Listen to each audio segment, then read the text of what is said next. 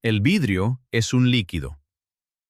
Seguramente has escuchado esta frase. Lleva rondando por internet unos 20 años. Se repite en las escuelas, aparece en libros populares de física y les encanta contarla a los guías turísticos en las catedrales medievales. Se acercan a una vidriera del siglo XIV, señalan con el dedo y dicen, ¿ves que el borde inferior es más grueso que el superior? Es porque el vidrio ha ido bajando en 600 años. El vidrio fluye. El vidrio es un líquido muy lento. Y el oyente se va con la firme convicción de haber descubierto un gran secreto del universo, oculto al común de los mortales detrás de lo cotidiano del marco de una ventana. Pues bien, eso es mentira. O más exactamente, es mentira a medias. Y ahora voy a explicarte cuál es exactamente esa mitad.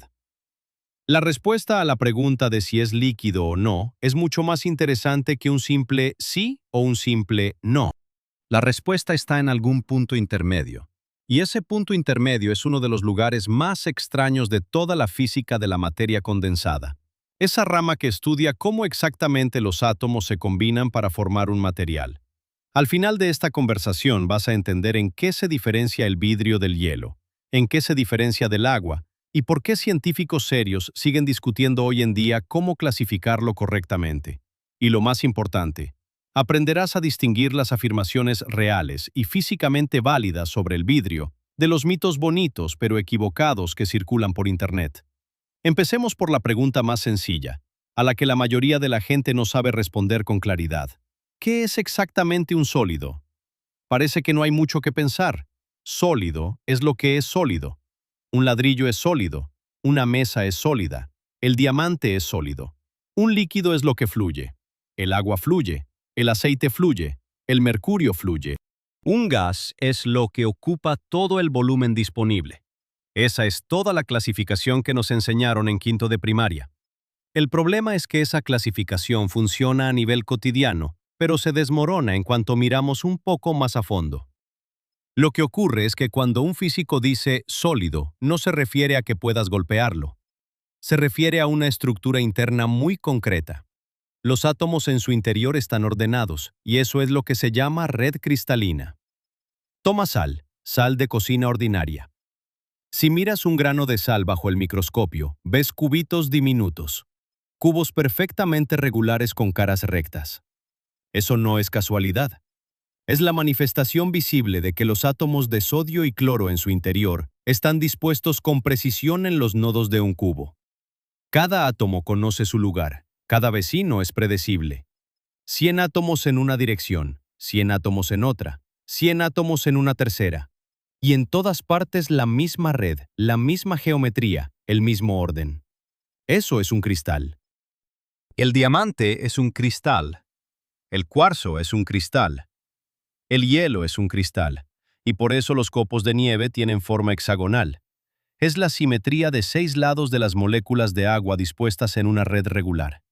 Esa geometría es visible desde fuera. Los metales en un trozo de cable también son cristales, solo que están formados por muchos cristalitos pequeños soldados entre sí.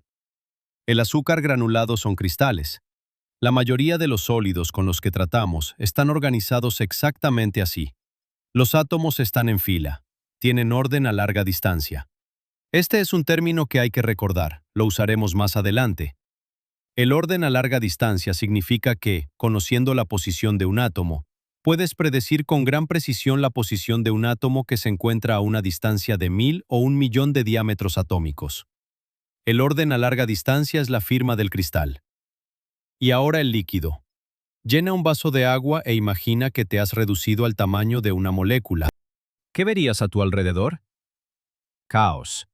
Las moléculas de agua corren, se empujan, giran, se separan, chocan. Ninguna red, ningún orden. Cada molécula en cada instante tiene algunos vecinos cercanos, pero al momento siguiente esos vecinos ya son otros. La estructura, si es que existe, solo persiste en unos pocos diámetros atómicos. Eso se llama orden a corta distancia. Un líquido tiene orden a corta distancia y carece de orden a larga distancia. Las moléculas saben que tienen vecinos aproximadamente a tal o cual distancia, pero no tienen ni idea de lo que ocurre más allá de 10 o 20 diámetros atómicos. Y ahora estamos listos para plantear la pregunta principal. ¿Qué es el vidrio desde el punto de vista de esta clasificación? Toma un trozo de vidrio de ventana, rompe un fragmento, ponlo en un difractómetro de rayos X, que es un aparato que permite ver cómo están dispuestos los átomos dentro de una sustancia, y obtendrás un resultado sorprendente. El vidrio no da la imagen de un cristal. El vidrio da la imagen de un líquido. No tiene orden a larga distancia. Los átomos de silicio y oxígeno de los que está formado el vidrio común están dispuestos en su interior de forma tan desordenada como las moléculas de agua en un vaso. Si pudieras cortar un trozo de vidrio a nivel molecular y otro trozo de la misma masa fundida a 1000 grados y ponerlos uno al lado del otro, no podrías distinguirlos. La estructura es idéntica. El desorden es idéntico. La ausencia de orden a larga distancia es idéntica. Desde el punto de vista de su estructura interna, el vidrio es realmente un líquido. Congelado, inmóvil, sólido al tacto, pero en cuanto a cómo están dispuestos sus átomos, es un líquido. Y aquí escucho la objeción. Un momento, si el vidrio es un líquido, ¿por qué no fluye? ¿Por qué mantiene su forma? ¿Por qué puedes golpearlo con el puño y no quedarte con los dedos mojados? Buena pregunta. Y la respuesta nos obliga a introducir una tercera categoría que nunca se menciona en la escuela. Esa categoría se llama sólido amorfo, o lo que es lo mismo, estado vítreo. No es un líquido en el sentido habitual, ni tampoco un cristal, es algo tercero. Para entender cómo es esto posible, hay que ver qué ocurre cuando un líquido se enfría. Sigamos el proceso del agua ordinaria. Tomamos agua a 100 grados y la enfriamos. 90, 80, 50, 20, 10, 0. A 0 grados se produce un cambio brusco, dramático, visible a simple vista. Las moléculas de agua que hasta ese momento corrían caóticamente, de repente encuentran su lugar y se ordenan en la red cristalina del hielo. Se forma un cristal. Eso se llama cristalización, o si hablamos de la transformación de líquido a sólido, congelación. Y aquí hay varios puntos clave. Primero, la congelación ocurre a una temperatura exactamente determinada. No alrededor de 0, sino exactamente a 0 grados Celsius para agua pura a presión normal. Es una transición brusca, escalonada. Segundo, en el momento de la congelación las propiedades de la sustancia cambian de golpe. La densidad del hielo es diferente a la del agua. El volumen cambia de golpe. La capacidad calorífica cambia de golpe. Eso se llama transición de fase de primer orden, y su descripción matemática fue desarrollada ya en el siglo XIX. Tercero, y esto es lo más importante, en el momento de la congelación se libera una enorme cantidad de calor. Para convertir 1 kilogramo de agua en 1 kilogramo de hielo, hay que extraer 334 kilojulios. Eso es mucho. Es el calor latente de cristalización. Las moléculas, al ordenarse en la red, por así decirlo, expulsan energía hacia afuera. Pasan a un estado de menor energía y el excedente lo ceden al entorno. Todo esto, la congelación del agua, es el escenario normal y clásico de la transición de líquido a sólido. Los átomos o moléculas se colocan en filas ordenadas, liberan energía y forman un cristal. Es el camino por defecto para la mayoría de las sustancias, pero no para todas. Hay sustancias que al enfriarse se comportan de manera completamente diferente, y precisamente a ese grupo pertenecen los vidrios. La sustancia vitrificante principal de nuestra civilización es el dióxido de silicio, el cuarzo del que está hecho la arena común. Funde la arena de cuarzo. Para eso, por cierto, se necesita una temperatura de alrededor de 1700 grados Celsius, lo cual es difícil incluso para la industria moderna. Por eso al vidrio común se le añaden otras sustancias que bajan el punto de fusión. Pero imaginemos que trabajamos con cuarzo puro. Lo fundimos. Obtenemos un líquido. Ese líquido es muy extraño. Es viscoso, espeso como la miel, solo que miles de veces más denso. Y empezamos a enfriarlo. 1600 grados, 1500, 1400. Más exactamente, hay tetraedros de silicio y oxígeno, pequeñas pirámides. Un átomo de silicio en el centro, 4 de oxígeno en las esquinas. Y esos tetraedros intentan ordenarse en una red cristalina regular. Lo desean. Tienen todas las razones termodinámicas para hacerlo. A cierta temperatura, alrededor de 1700 grados, el estado cristalino resulta energéticamente más favorable que el líquido. Deberían formar un cristal, el cristal de roca, que está compuesto exactamente por los mismos átomos de silicio y oxígeno. Pero no lo forman. ¿Por qué? Porque esos tetraedros en el fundido están enlazados entre sí como eslabones de una gigantesca red tridimensional. Para reorganizarse en un cristal, cada tetraedro debe girar, ocupar una posición determinada, encontrar a los vecinos correctos. Y para eso necesita tiempo. Mucho tiempo. Y suficiente movilidad, es decir, una temperatura lo bastante alta. Y aquí está la clave. Cuando enfriamos el fundido, simultáneamente reducimos la movilidad de las moléculas. Cuanto más frío, más despacio se mueven. Y llega un momento en que ocurre lo siguiente. La temperatura ya ha bajado al valor en que el cristal sería favorable, pero las moléculas se mueven demasiado despacio para reorganizarse a tiempo. Necesitarían, digamos, 100 años para encontrar las posiciones correctas, pero solo disponen de unos segundos antes de que el enfriamiento avance todavía más. No llegan. Se atascan. Se quedan inmóviles en esas posiciones aleatorias y caóticas en las que las sorprendió la temperatura en descenso. Y ese líquido congelado a mitad del proceso, que no llegó a convertirse en cristal, es el vidrio. Intenta sentir el peso de esto. Es importante. El vidrio es una sustancia que quería convertirse en cristal, pero no llegó a tiempo.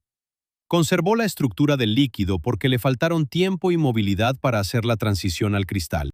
En otras palabras, el vidrio es una trampa cinética, no termodinámica. Desde el punto de vista termodinámico, el vidrio se encuentra en un estado metaestable, lo que significa que no es el más favorable, pero casi. Existe un estado más favorable llamado cristal, pero el camino hacia él está bloqueado por una barrera energética que a bajas temperaturas es imposible superar. Y aquí llegamos al concepto que lo explica todo. La temperatura de transición vítrea. Cada sustancia capaz de vitrificarse tiene cierta temperatura por debajo de la cual el líquido ya no puede seguir el ritmo de los cambios de condiciones y literalmente se congela en su configuración líquida. Para el vidrio de ventana común, es alrededor de 550 a 600 grados Celsius. Para el vidrio de cuarzo, alrededor de 1200. Para algunos vidrios poliméricos, incluso por debajo de la temperatura ambiente. Por cierto, ahora mismo, sin alejarte de la cocina, puedes hacer vidrio de verdad en casa. Funde azúcar normal en una cacerola, se funde a unos 160 grados y viértelo rápidamente sobre un plato frío. Obtendrás una lámina transparente y brillante, un caramelo. No es parecido al vidrio, es vidrio auténtico, en estructura, en física, en todo. Las moléculas de azúcar querían ordenarse en un cristal, pero no tuvieron tiempo, se enfriaron demasiado rápido y se quedaron atascadas. Pero si dejas enfriar el mismo fundido lentamente sobre la placa caliente, cristalizará en azúcar normal y opaco. La misma sustancia, diferente velocidad de enfriamiento, dos resultados completamente distintos. A este experimento casero volveremos más adelante. Así que cuando decimos que el vidrio es un líquido, nos referimos exactamente a esto. Es un líquido enfriado por debajo de su temperatura de transición vítrea y privado así de la posibilidad de fluir. Pero estructuralmente sigue siendo un líquido. Y cuando decimos que el vidrio es un sólido, nos referimos a otra cosa. A que se comporta como un sólido. Mantiene su forma. No fluye en ningún plazo razonable. Se rompe en lugar de extenderse. Y eso es exactamente el sólido amorfo. Es sólido en su comportamiento y líquido en su estructura. Este extraño híbrido es, en sentido estricto, el cuarto estado de agregación de la materia, que por alguna razón casi nunca se menciona en la física escolar, aunque ocupa un lugar enorme en nuestra vida. Para entender mejor lo extraño que es el vidrio, comparémoslo con sus dos parientes más cercanos, entre los que está como suspendido. Por un lado tenemos un líquido común, por ejemplo, agua o cuarzo fundido a 2000 grados. Por el otro, un cristal, por ejemplo, cristal de roca. Por cierto, un pequeño inciso que sorprende a mucha gente. El cristal de roca y el vidrio de ventana común están hechos de los mismos átomos. En ambos casos hay silicio y oxígeno en la misma proporción, 1:2, dióxido de silicio, la misma fórmula química.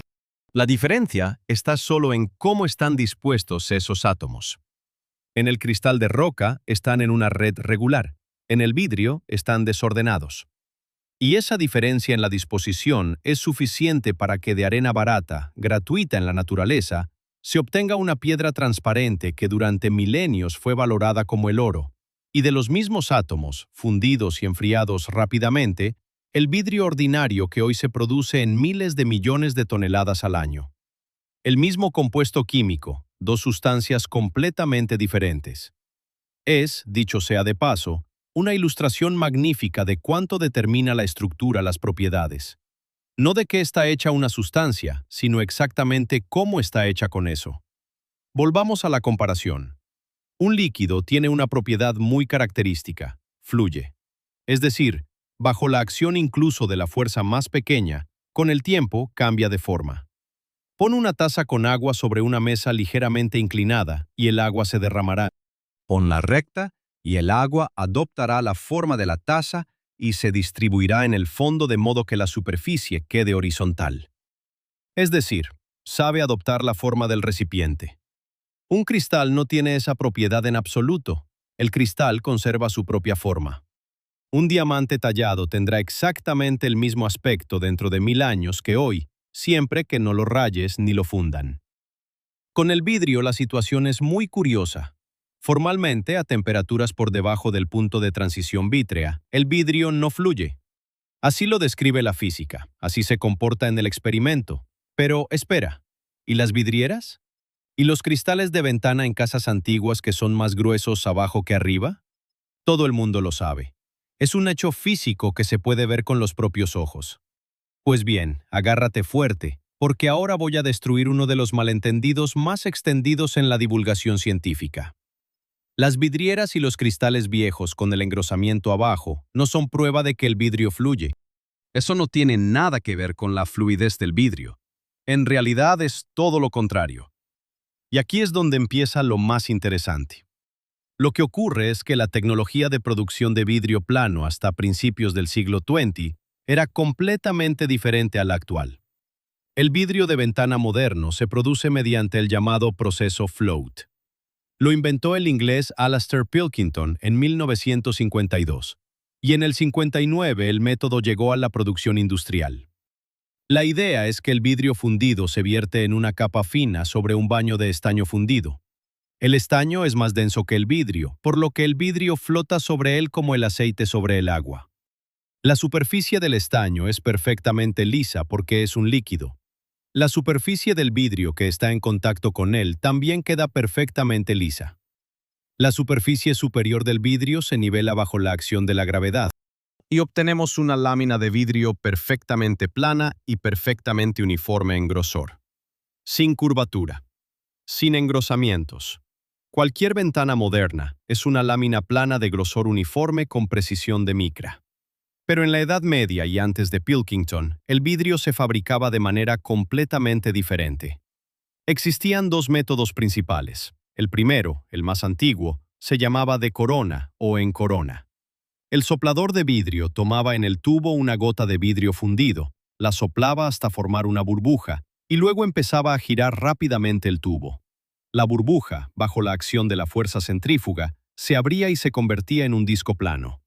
El disco se enfriaba, y luego se cortaban de él piezas rectangulares para los marcos de ventana. Ese disco nunca tenía un grosor perfectamente uniforme. En el centro, en la zona llamada bullseye, donde estaba el tubo, había un engrosamiento. Hacia los bordes, el disco se adelgazaba. Y cuando de ese disco se cortaba una pieza rectangular para una ventana, esa pieza tenía inevitablemente un lado más grueso que el otro. ¿Cuál exactamente? Dependía de cómo se hubiera cortado. El segundo método era el soplado de un cilindro.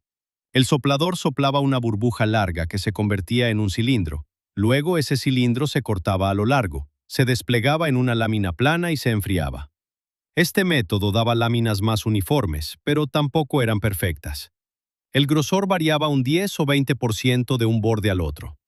Ahora imagínate como un vidriero medieval que instala ese vidrio desigual en el marco de una vidriera. ¿Dónde pones el borde más grueso? Lógicamente, abajo, porque así el vidrio es más estable, porque el centro de gravedad queda más bajo, porque la parte más delgada, orientada hacia arriba, no soportará la carga adicional del peso del propio vidrio. Es simple sentido común, intuición ingenieril elemental que cualquier artesano aplicaría sin pensarlo. Y precisamente por eso, en la gran mayoría de las vidrieras medievales, el borde más grueso está abajo. No porque el vidrio se haya deslizado hacia abajo en 600 años por la fuerza de la gravedad, sino porque así lo pusieron hace 600 años, desde el primer día. Pero si miras con atención las vidrieras de las catedrales antiguas, encontrarás algunas en las que el engrosamiento está arriba, o al lado, o en el centro. Son menos, porque el maestro solía tener el hábito de poner el borde grueso abajo, pero existen. Eso demuestra de manera inequívoca que no ha habido ningún flujo sistemático. Lo pusieron como cayó, y así sigue. Pero la prueba más contundente contra la leyenda del vidrio que fluye es la siguiente. Los telescopios. La óptica moderna. Lentes y espejos pulidos con una precisión de nanómetros, es decir, de milmillonésimas de metro. Si el vidrio fluyera, aunque sea un poco a temperatura ambiente, las propiedades ópticas de esos instrumentos cambiarían con los años y las décadas. Una lente distorsionaría la imagen, un espejo se curvaría. Eso no ocurre. Un espejo pulido por Newton, que fabricaba telescopios reflectores hace más de 300 años, conserva su forma hasta hoy. Los vasos de vidrio del antiguo Egipto. La fabricación de vidrio en Egipto comenzó aproximadamente en el siglo XVI antes de nuestra era. Es decir, objetos de vidrio con 300.000 años de antigüedad han llegado hasta nosotros en perfecto estado. Si el vidrio fluyera, esos vasos habrían terminado siendo charcos hace mucho. No ha sido así. Están en los museos igual que estaban en las tumbas de los faraones. Los objetos de vidrio romanos. Copas, frascos, botellas con 2000 años de antigüedad. Se encuentran en Pompeya, en pequeñas ciudades romanas, en tumbas. En su mayoría están enteros, ningún flujo. Y por último, la objeción física más seria. Los científicos conocen con precisión la viscosidad del vidrio a diferentes temperaturas. La viscosidad es, hablando en términos simples, una medida de cuánto una sustancia se resiste a fluir. El agua tiene una viscosidad muy baja, alrededor de 1 milipascal por segundo. La miel, unos 10.000. La resina, varios miles de millones. Y el vidrio a temperatura ambiente, según las estimaciones más optimistas, llega a 10 elevado a 18 e incluso a 10 elevado a 20 pascal por segundo. Es un número difícil de imaginar. Es 10.000 billones de veces más que el agua. Para que un vidrio de 1 metro de altura cambiara apreciablemente de forma, harían falta periodos de tiempo millones de veces superiores a la edad del universo. La edad del universo, recuerda, es de unos 13.800 millones de años. El vidrio en una catedral medieval durante 600 años no llegará a desplazarse ni la distancia de un átomo. Por tanto, la historia del engrosamiento en la parte inferior es exactamente eso, una historia. Bonita, atractiva, aparentemente plausible a primera vista, y completamente errónea. Y sin embargo, observa la paradoja. Cuando decimos que el vidrio es un líquido, no queremos decir que fluya. Queremos decir que su estructura atómica es la de un líquido. Estas dos afirmaciones, sobre la estructura y sobre el flujo, se mezclan a nivel cotidiano porque en un líquido normal van juntas. El agua tiene estructura de líquido y fluye. El vidrio tiene estructura de líquido, pero no fluye. Y precisamente esa rareza es lo que lo convierte en un objeto tan interesante para la física. Aquí hay que hacer una aclaración importante. Si se calienta el vidrio, empieza a cambiar. Y ahí comienzan las maravillas de verdad. Cuando una sustancia normal pasa de sólida a líquida, eso ocurre a una temperatura exactamente determinada. El hielo a 0 grados se convierte en agua, sin medias tintas. Por debajo de 0 es hielo, por encima es agua. El vidrio no funciona así. Al calentarse, el vidrio no tiene punto de fusión en sentido estricto. Se vuelve gradualmente, suavemente, de manera progresiva cada vez más maleable. Primero, a la temperatura de transición vítrea, unos 550 grados para el vidrio común, pierde su fragilidad y empieza a deformarse lenta y casi imperceptiblemente bajo carga. Si se le pone un peso encima y se deja, en horas o días, puede ceder un poco. Más adelante, a 600 o 700 grados, se parece a una miel muy espesa. Se puede trabajar con él, estirarlo, moldearlo, pero requiere mucha fuerza. Es la temperatura a la que los sopladores de vidrio trabajan sus piezas. A 800 o 900 grados es más fluido, a 1000 bastante fluido, como mermelada, a 1200 como crema agria, a 1500 como agua líquida normal, solo un poco más espeso. Y en ese cambio gradual se esconde otra diferencia fundamental entre el vidrio y el cristal. En el cristal, en el hielo, por ejemplo, el paso de sólido a líquido es un salto brusco a una temperatura determinada. En el vidrio es una línea continua en la que es imposible señalar con el dedo, aquí se ha vuelto líquido. Esta pregunta, ¿dónde trazar la línea?, sigue atormentando a los físicos. Y por eso, dicho sea de paso, la vidriera históricamente fue un oficio tan difícil y casi mágico. El maestro no podía apoyarse en un termómetro, sentía la temperatura del vidrio por su color, por su maleabilidad, por cómo colgaba del extremo del tubo. Era un arte transmitido de maestro a aprendiz durante décadas. Solo en el siglo XX, la industria aprendió a controlar el proceso con precisión. Hablando de historia, la fabricación de vidrio es una de las tecnologías más antiguas de la humanidad. Las primeras cuentas de vidrio halladas por arqueólogos datan aproximadamente del tercer milenio antes de nuestra era. Territorio de la actual Siria, Mesopotamia, el antiguo Egipto. En aquel entonces el vidrio era opaco, turbio, de colores, y se consideraba un material precioso, comparable en valor a las piedras semipreciosas. El vidrio transparente, más o menos parecido al moderno, apareció en Fenicia en el primer milenio antes de nuestra era. Los fenicios, según la leyenda, lo descubrieron por accidente.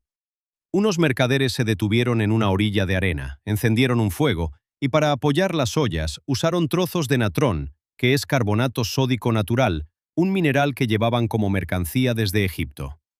El fuego ardió toda la noche. Por la mañana descubrieron que bajo el fuego se habían formado unas extrañas gotas brillantes solidificadas. Eso fue el primer vidrio, nacido de arena, sosa y fuego.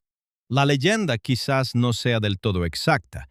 Los arqueólogos modernos consideran que la temperatura de una hoguera normal no es suficiente para esa reacción, pero transmite bien la esencia. El vidrio es la unión de arena, sosa y fuego. Y durante casi 4000 años nuestros antepasados fueron por el camino de perfeccionar esa unión sin entender bien qué era lo que obtenían. No sabían qué eran los átomos, no sabían qué era una red cristalina, no sabían qué era el estado amorfo. Simplemente experimentaban, inventaban métodos de soplado, añadían colorantes, desarrollaban el recocido. Y poco a poco, hacia el siglo IX, llegaron a una comprensión plena de cómo hacer vidrio de calidad. En cambio, la comprensión de qué es el vidrio desde el punto de vista de la física llegó solo en el siglo IX. Y lo más curioso es que esa comprensión no ha llegado del todo todavía. Si le preguntas a un físico moderno especializado en materia condensada qué es el vidrio, probablemente frunza el ceño, porque acabas de hacerle una de las preguntas más difíciles de su ciencia. El premio Nobel Philip Anderson, uno de los más grandes teóricos del siglo XX, hizo en 1995 una declaración célebre. Dijo que el problema más profundo e interesante sin resolver en la teoría del estado sólido es probablemente la teoría de la naturaleza del vidrio y la vitrificación. Observa la formulación. No uno de los problemas, sino el problema más profundo e interesante sin resolver. Y esto lo dice alguien que recibió el premio Nobel precisamente por trabajos en la teoría del estado sólido. Han pasado más de 30 años y el problema sigue siendo, en gran medida, una cuestión abierta. ¿En qué consiste? En dos preguntas que a primera vista parecen sencillas, pero al examinarlas de cerca se convierten en un abismo casi sin fondo. La primera pregunta es sobre la naturaleza de la propia transición al estado vítreo. Recuerda que dijimos que el agua tiene un punto de congelación exacto a 0 grados y que durante la cristalización se libera una gran cantidad de calor. Pues bien, nada de eso ocurre con el vidrio. La vitrificación no es una transición de fase en el sentido clásico. En ella no se libera ni se absorbe bruscamente ningún calor. No cambian bruscamente ni la densidad ni el volumen, solo cambia una cosa: los tiempos característicos del movimiento molecular. Por encima de la temperatura de vitrificación, las moléculas se mueven lo bastante rápido como para reorganizarse, y la sustancia se comporta como un líquido. Por debajo, se mueven tan despacio que esas reorganizaciones tardan horas, años, milenios, y la sustancia se comporta como un sólido. Pero no es una transición de fase real, es, como dicen los físicos, una transición cinética, difusa, que depende de la velocidad a la que enfriamos la sustancia. Y aquí empieza lo más extraño. La temperatura de vitrificación de una misma sustancia puede ser diferente según la velocidad exacta con que se la enfríe. Si enfrías muy despacio, 1 grado por hora, por ejemplo, la temperatura de vitrificación es una. Si enfrías rápido, 100 grados por segundo, es otra, más alta. Si enfrías a una velocidad brutal, vertiendo el fundido sobre una superficie metálica fría, todavía más alta. Resulta que el propio concepto de temperatura de vitrificación no es una propiedad de la sustancia, sino una propiedad de su historia de enfriamiento. Eso no se parece en nada a las transiciones de fase que conocemos. La temperatura de congelación del agua no depende de la velocidad a la que la enfrías. Por mucho que la enfrías, a 0 grados se convierte en hielo. Pero el vidrio sí depende. Y eso ya apunta con fuerza a que la vitrificación es algo fundamentalmente diferente a la congelación. La segunda pregunta es todavía más fundamental.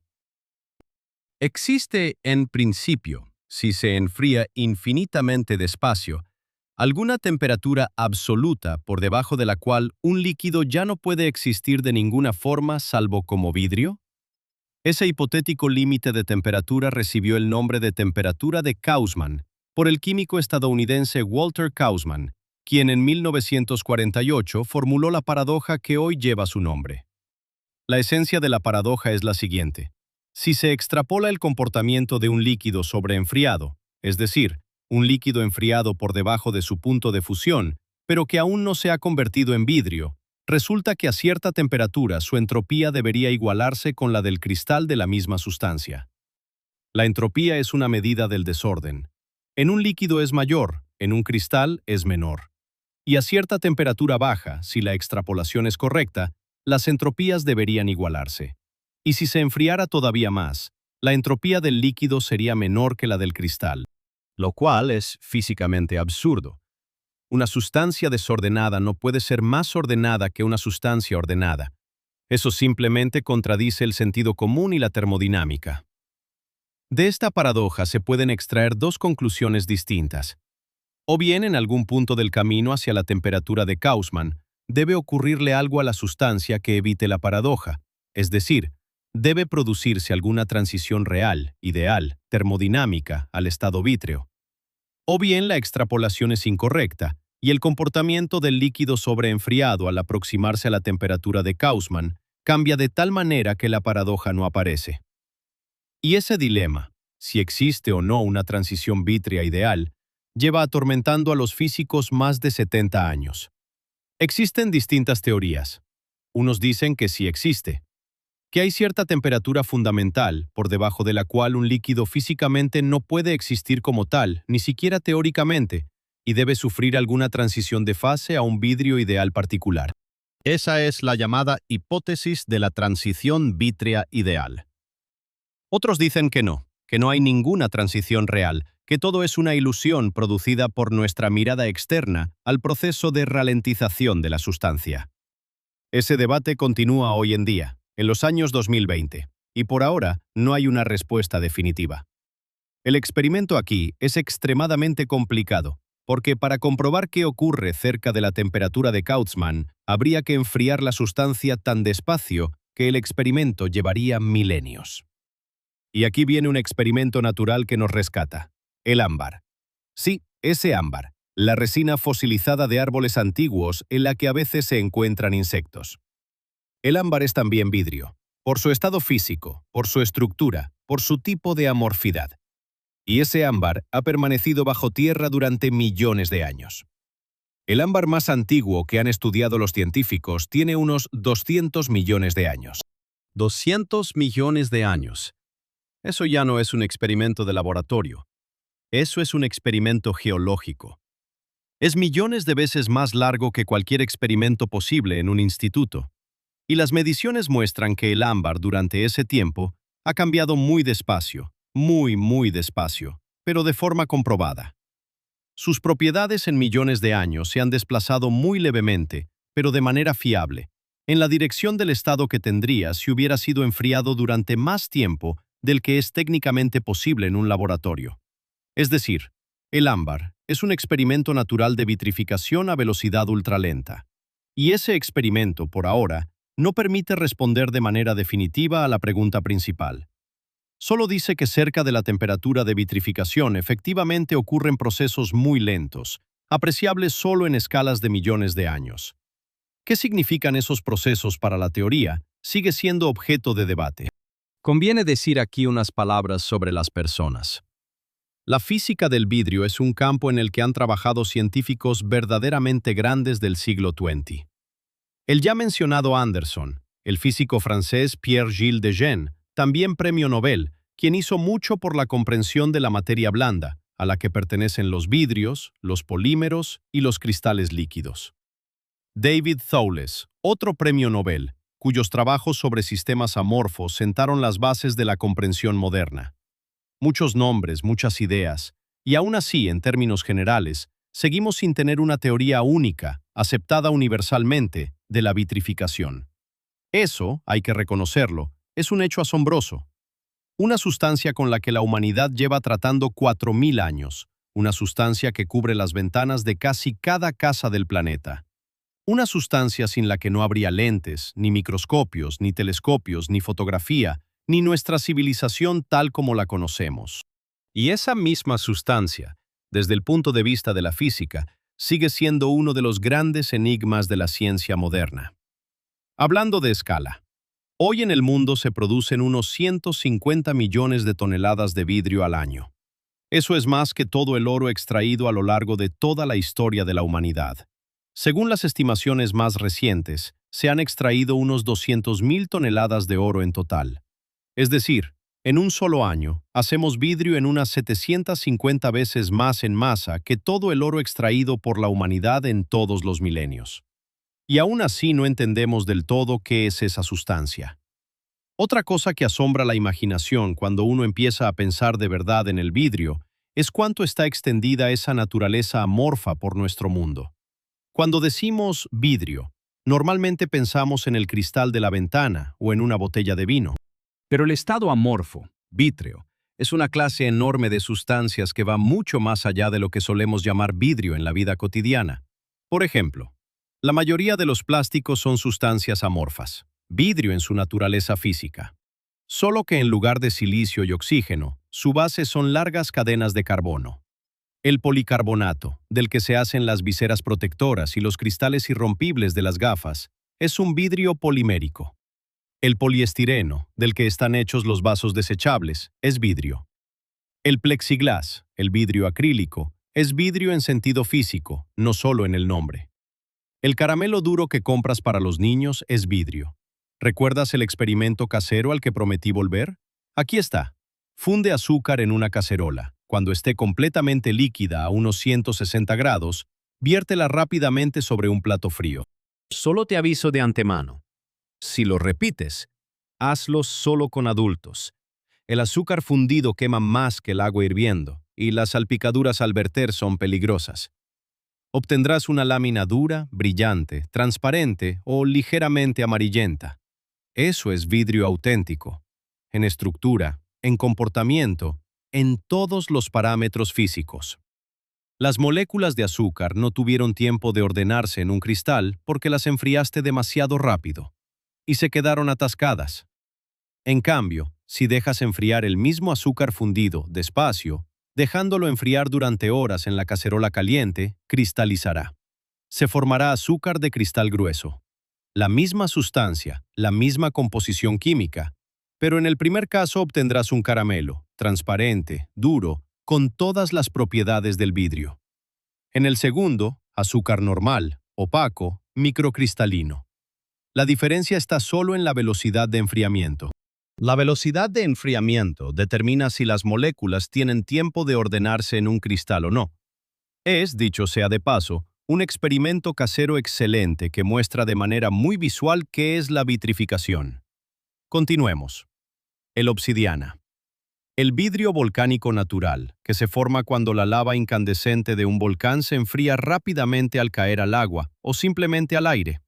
Las moléculas de silicato no tienen tiempo de ordenarse en un cristal, como lo hacen en el granito, que se enfrió en las profundidades de la Tierra durante millones de años. Se solidifican en estado vítreo. El obsidiana lo usaban los pueblos antiguos para fabricar cuchillos y puntas de flecha, porque al astillarse produce un filo más agudo que cualquier acero, de apenas unos pocos átomos de grosor. Todavía hoy algunos bisturíes quirúrgicos para las operaciones más delicadas se hacen de obsidiana. Pues bien, el obsidiana no es una roca en el sentido en que el granito es una roca. Es lava solidificada, un vidrio en su naturaleza física. Otro dato curioso. En la Luna, en Marte, en asteroides, en satélites de planetas, los científicos encuentran los llamados tectitas, pequeñas formaciones vítreas que se originan cuando grandes meteoritos impactan contra la superficie. El impacto de esa fuerza funde la roca en el punto del golpe. El fundido sale disparado en todas direcciones. Esas gotas vuelan en la estratosfera y se enfrían casi al instante, convirtiéndose en vidrio. Esas tectitas también se encuentran en la Tierra. A menudo tienen una forma que indica que en su momento fueron una gota de fundido volando por el aire y solidificada en pleno vuelo, ligeramente alargada, aerodinámica, con surcos característicos. Su edad puede ser de decenas de millones de años, y también conservan su forma vítrea. Ningún flujo, ninguna pérdida de transparencia. Son tal como eran. Y un ejemplo más que asombra: los vidrios metálicos. Es un invento relativamente reciente y rompe todos nuestros esquemas sobre los metales. Un metal normal, cobre, hierro, oro, es un cristal. Los átomos del metal están ordenados en una red regular. Es una de las razones por las que los metales son plásticos, dúctiles, maleables. La red cristalina permite que los átomos deslicen unos sobre otros durante la deformación, lo que proporciona plasticidad. Pero en 1960, en el Instituto de Tecnología de California, un grupo dirigido por Paul Dewes inventó un método para obtener metales en estado amorfo, vítreo. Inventaron el llamado temple desde el fundido. Una gota de aleación fundida se lanza sobre un disco de cobre que gira rápidamente. El disco está enfriado casi a la temperatura del nitrógeno líquido. La velocidad de enfriamiento alcanzaba 1.000.000 de grados por segundo. A esa velocidad vertiginosa, los átomos del metal no tenían tiempo de ordenarse en una red cristalina y se congelaban en posiciones aleatorias, de estructura líquida. El resultado era un vidrio metálico.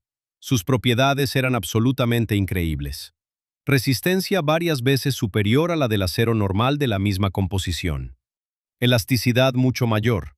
Resistencia a la corrosión mucho mejor. Y al mismo tiempo, exteriormente sigue siendo metal. Conduce la electricidad. Es magnético si la composición es adecuada, pero por dentro es vidrio. Desde entonces los vidrios metálicos han recorrido un largo camino. Hoy se utilizan en la fabricación de transformadores, en equipos deportivos, palos de golf, raquetas de tenis de alta gama, en implantes médicos, en aparatos espaciales, en algunos tipos de blindaje. Es una de las clases de materiales más prometedoras del siglo XXI. Y eso, observa, es otra ampliación de nuestra comprensión de qué es el vidrio. El vidrio no es el cristal de la ventana. El vidrio es un estado especial de la materia en el que puede encontrarse muchísimas cosas. Arena y potasa, como en el vidrio común. Azúcar, como en el caramelo. Largas cadenas de carbono, como en los polímeros. Metales, como en los vidrios metálicos. Y como se descubrió recientemente, incluso el agua puede obtenerse en estado vítreo si se enfría lo suficientemente rápido, hasta temperaturas por debajo de -130 grados Celsius y a una velocidad de más de 1.000.000 de grados por segundo. Se obtiene el llamado agua amorfa. Los científicos sospechan que precisamente en ese estado amorfo existe el agua en gran parte del espacio interestelar, en los cometas, en los satélites de los planetas exteriores. Así que el vidrio, como estado de la materia, es posiblemente un fenómeno mucho más extendido en el universo de lo que solemos pensar. Los cristales, a los que estamos acostumbrados en la sal de cocina y el azúcar, quizás sean una anomalía local, característica de las condiciones cálidas y de enfriamiento lento de la superficie planetaria. Pero en los procesos cósmicos fríos y rápidos, en el polvo interestelar, en el hielo de los cometas, el estado vítreo puede ser la norma. Y aquí volvemos a donde empezamos. A la pregunta, ¿el vidrio es líquido o sólido? Y la respuesta se vuelve cada vez más interesante. La respuesta que propongo, no te esfuerces en anotarla o recordarla, porque es a la vez simple y precisa. El vidrio es un sólido en su comportamiento y un líquido en su estructura. Esa es la respuesta rigurosa y físicamente correcta en la que coinciden prácticamente todos los físicos modernos. Cuando se dice el vidrio es un líquido, se habla de la estructura. Los átomos están dispuestos de manera desordenada, como en un líquido, sin orden a larga distancia, sin red regular. En ese sentido, el vidrio es realmente un líquido, muy congelado, inmóvil, pero en su arquitectura un líquido. Cuando se dice el vidrio es un sólido, se habla del comportamiento. El vidrio no fluye en ningún plazo observable, mantiene su forma, se rompe al golpearlo, no se extiende bajo su propio peso. Si pones un ladrillo sobre tu ventana y lo dejas 100 años, la ventana no se moverá ni un micrómetro. Por todas sus propiedades mecánicas, es un sólido. Y ambas caracterizaciones son verdad. Una no cancela la otra. El vidrio pertenece a una clase especial, cuarta, habitualmente olvidada en la escuela, de sustancias, los sólidos amorfos, cuya estructura es heredada del estado líquido y cuyo comportamiento es heredado del estado sólido. Y en eso no hay contradicción. Igual que no hay contradicción en que una persona sea a la vez hijo de sus padres e hijo de sus hijos. Son simplemente dos características distintas que se refieren a aspectos diferentes. Y ahora que hemos entendido todo esto, podemos mirar el vidrio con ojos nuevos. Cada vez que tocas el cristal de una ventana, la pantalla de un teléfono inteligente, el vaso sobre la mesa, estás tocando un líquido que olvidó cómo fluir. Las moléculas dentro de ese vidrio están en las mismas posiciones aleatorias en las que las sorprendió la temperatura hace varios siglos, o varios años, o varias horas.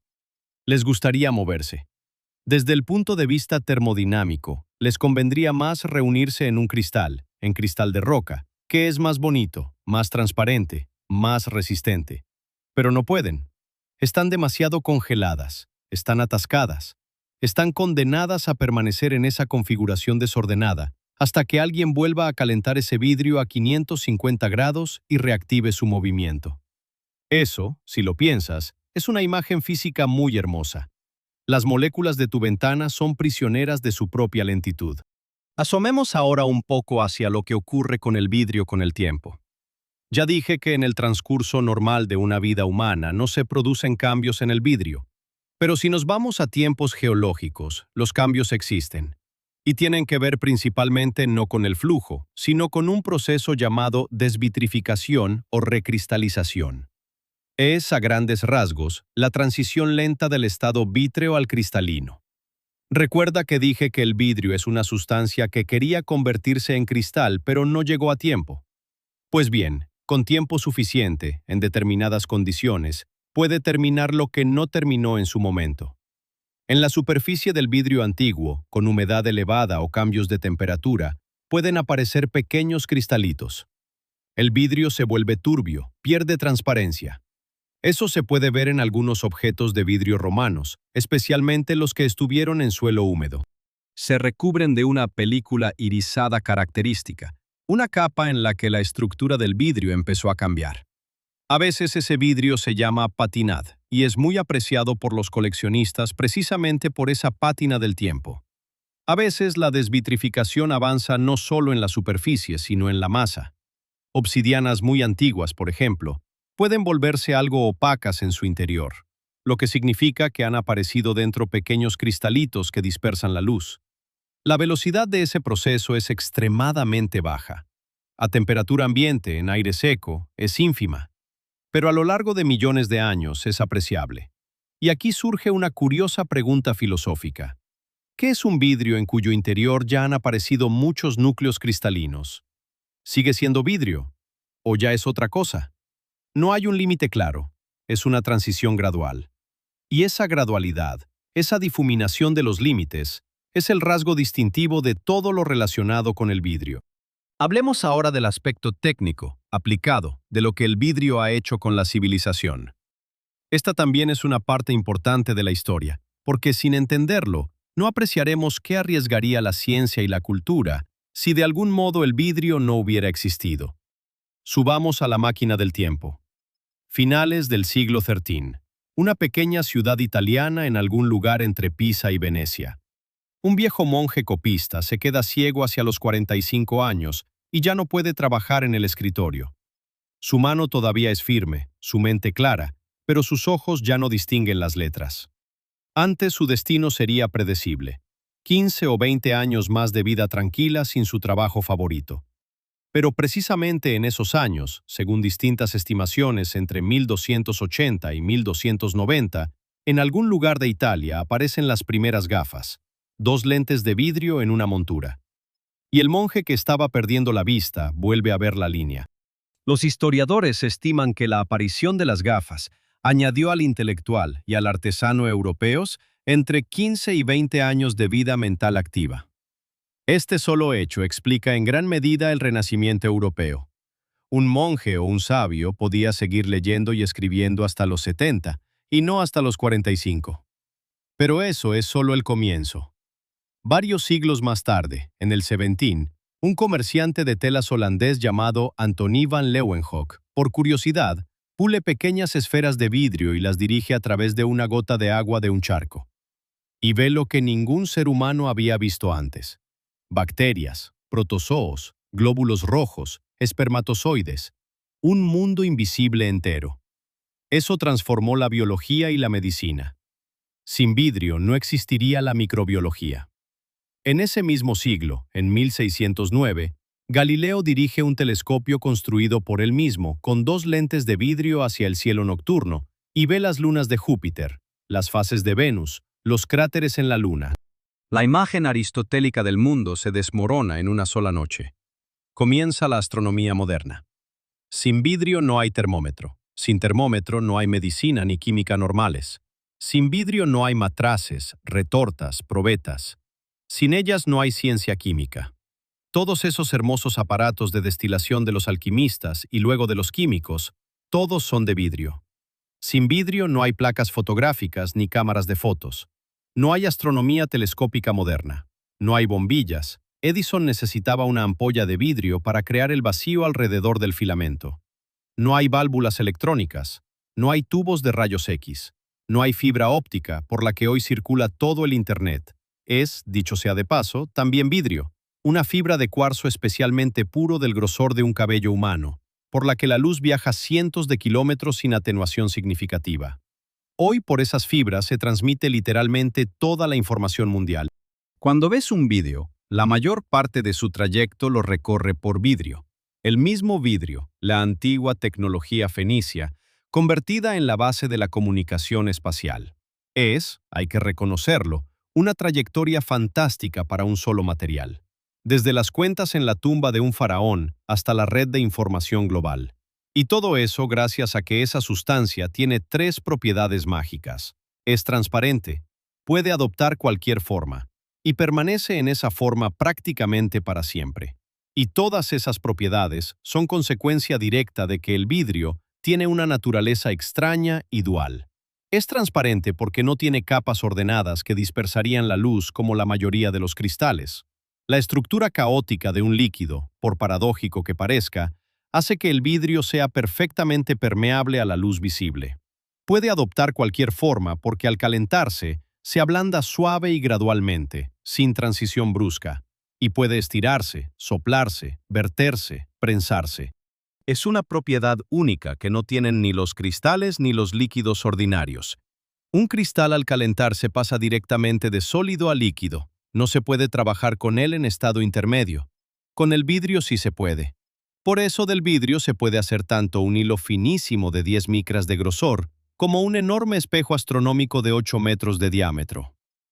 Y por último, permanece en su forma para siempre porque el estado amorfo a temperatura ambiente es prácticamente estable de manera indefinida. El tiempo necesario para que se desplace, aunque sea un átomo, supera la edad de todo el cosmos observable. Esas tres propiedades no son casualidad. Todas son consecuencia de la misma naturaleza física. El vidrio está hecho como está hecho, y en ese diseño están contenidas todas sus cualidades únicas. Volviendo a la pregunta con la que empezamos, ¿por qué entonces en los libros de texto, en la escuela, en la vida cotidiana, estamos acostumbrados a llamar al vidrio sólido y no líquido? La respuesta es sencilla. Porque en la vida ordinaria necesitamos una clasificación por comportamiento, no por estructura. Una persona normal quiere saber si una sustancia mantendrá su forma o no, si se puede golpear sin que se derrame. Desde ese punto de vista, el vidrio es sólido, una ventana mantiene su forma, un vaso no se extiende. Se puede golpear el vidrio. Para la clasificación cotidiana eso es suficiente. En cambio, en la física, cuando queremos entender qué hay dentro, cómo está organizada la sustancia a nivel atómico, qué leyes la rigen, hay que introducir categorías más precisas. Y el vidrio resulta estar en esa clasificación más precisa, no en la categoría de los cristales, sino en la de los cuerpos amorfos, cuyo pariente más cercano es precisamente el líquido. Por eso, cuando escuches, el vidrio es un líquido, no te apresures a contradecirlo. Esa afirmación, en un sentido determinado y físicamente correcto, es verdad. Pero tampoco te apresures a aceptar que los cristales de las catedrales medievales se deslizaron hacia abajo. Eso ya no es verdad, es un mito. La verdad está en el medio, y es mucho más interesante que ambos extremos. Para terminar, quiero decir una cosa más que me parece importante. El vidrio es, quizás, la mejor ilustración de que en la naturaleza, los límites entre categorías clásicas a menudo resultan ser borrosos. La física escolar nos enseña que existen sólidos, líquidos y gases. Tres estados, claros, distintos, fácilmente diferenciables. Y resulta que entre el sólido y el líquido se encuentra un mundo enorme, poblado de criaturas asombrosas, del que la física escolar no dice nada. Vidrios, geles, cristales líquidos, polímeros. Todas esas sustancias no caben en la simple clasificación de tres términos. Ocupan posiciones intermedias. Son sólidas en algunos sentidos y líquidas en otros. Cambian sus propiedades gradualmente y no de golpe.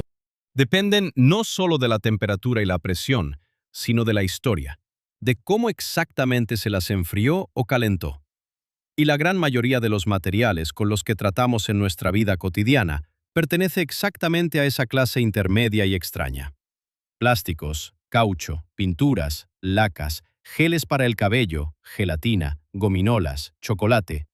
Todo eso en mayor o menor medida son sistemas amorfos, más parecidos al vidrio que al cristal. Los cristales y los líquidos ordinarios son, paradójicamente, más bien exóticos en nuestra experiencia cotidiana. La sal, el azúcar granulado, el hielo, el metal, esos son cristales. El agua, la gasolina, el alcohol, el aceite, esos son líquidos ordinarios. Pero todo lo demás, la mesa, el sofá, la alfombra, la ropa, el calzado, la carcasa del teléfono inteligente, la pantalla del televisor, las ventanas, los vasos, las botellas, todo eso es o bien vidrio en sentido físico o bien sistemas amorfos emparentados con el vidrio. Vivimos en un mundo compuesto en gran medida de sustancias que todavía no tienen una teoría completa. Las usamos cada día sin saber bien cómo están hechas. Y precisamente por eso, la próxima vez que mires el cristal de una ventana, lo mirarás de otra manera. Esa lámina transparente, inmóvil, familiar, es en realidad una sustancia solidificada, asombrosa, todavía no del todo comprendida. Un líquido que olvidó su nombre. Un cristal que podría haber sido, pero no fue. Un monumento a cómo la misma combinación de átomos puede, según las circunstancias, dar cosas completamente distintas, desde el precioso cristal de roca hasta una botella de leche. Y todo eso junto, en un pequeño fragmento que cada mañana limpias con un trapo. Así que sí, el vidrio es un líquido, y el vidrio es un sólido, y el vidrio es un estado especial, cuarto, de la materia que hoy, en los años 2020, sigue siendo uno de los últimos grandes enigmas de la física de los materiales. El siglo XXI quizás resuelva ese enigma, o quizás no. Es, al fin y al cabo, ese mismo problema más profundo sin resolver del que hablaba Anderson.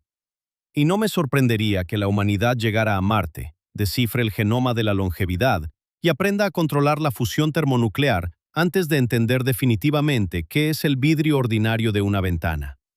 En eso, dicho sea de paso, hay una belleza especial de la ciencia. Las preguntas más difíciles no se esconden en las lejanías cósmicas ni en las profundidades del núcleo atómico, sino justo delante de nuestras narices, en un vaso de agua, en un trozo de espejo, en una lámina simple, familiar y transparente en la ventana, y en una vidriera del siglo XIV, that no fluye hacia ningún lado, y que nunca fluirá.